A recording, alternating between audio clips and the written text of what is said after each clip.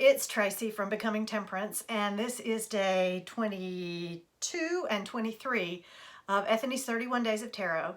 And these two questions are about my top 5 decks of the decade. 22 is about my top 5 tarot decks of the decade, and 23 is about my top 5 oracle decks of the decade. And almost all of my decks have come to my collection in the last decade. I did a little bit with tarot back in 2004, where I got the Mythic Tarot and the Gilded Tarot and a couple of other decks, and that was about it. So almost all my decks have come into my collection in the past decade. But at the same time, I've already done the VR to Kelly Bears, you know, the top 5 decks I couldn't live without. So that really is my top 5 of the decade. So I decided to do something just a little bit different with this question. And what I'm doing is my top 5 mass market, still in print tarot decks of the last decade. So let's have a look at what my top 5 still in print mass market decks from 2010 to 2019 are. No surprise here, we have the Spirit Within Tarot by Stephen Bright. I love this deck, beautiful reader, really, really accessible and easy to work with. I'm not pulling out cards for all of these, because I've showed most of these decks already in this series of videos. The next one is the Tattoo Tarot, the 8 Coins Tattoo Tarot, that showed up on my list as a deck I want to work with more, but I definitely think it's one of the best mass market decks that has come out in the past 10 years. This is followed by the Green Witch Tarot, which I showed this one in an earlier video because it was one of my top decks of 2019. This is a fabulous deck, really fabulous deck, and gave me such feels. I love it. The only deck I haven't talked about yet in this video series is the Everyday Witch Tarot. This is such a, everybody loves this deck. It's so easy to read. It's a wonderful, wonderful tarot deck. And if you need to look at it, there are tons of videos out there on it. So great deck, absolutely love it. And the final one is Poppy Palin's Everyday Enchantment Tarot. Again, a very accessible modern deck that is just a joy to work with. And I can read these images like I can't read other images. You know, there's so much there, and it's so, you know, the symbolism isn't symbolism. It's not like you've got a red flower that means love. It means you got if you've got love, you've got 2 people that are in love, and it's easier for me to understand. So I absolutely love this deck.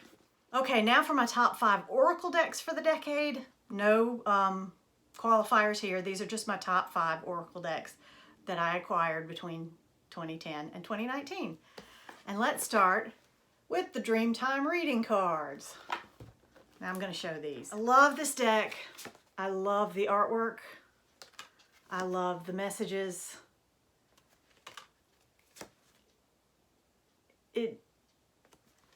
It's just a great deck. The messages make sense and give me the kind of advice I'm looking for when I go to an oracle deck. It's just a fabulous deck.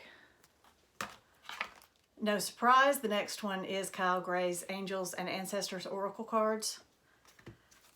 This one I'm sure is going to be on a lot of people's lists. The artwork is stunning. It's stuff I want to look at. The messages in the books are great. And I'm not a particularly angel-y person, but the angels, they don't really appear to be angels. They're more like guardians than angels. And I can work with that. I can definitely work with that. But a lot of it has to do with the beautiful artwork for this deck. And then you have some that are very simple, and I love that. But these people feel very real. Even though they're not modern, they feel very much like you could figure out what their story was, that they actually lived, and they have a story to tell, and they're telling you that story. So yeah, I love this deck. Queen of the Moon Oracle. Now I've already shown this one as part of this series, so I'm not going to open this box up again. But yes, this is a really fabulous deck with fantastic messages. Exactly what I'm looking for in an oracle deck. Another one I've already talked about during this series is my Color Mage Oracle. I use this one so much and I really, really love it. Fabulous, fabulous deck. And last but not least, we have the Vibrational Energy Oracle cards.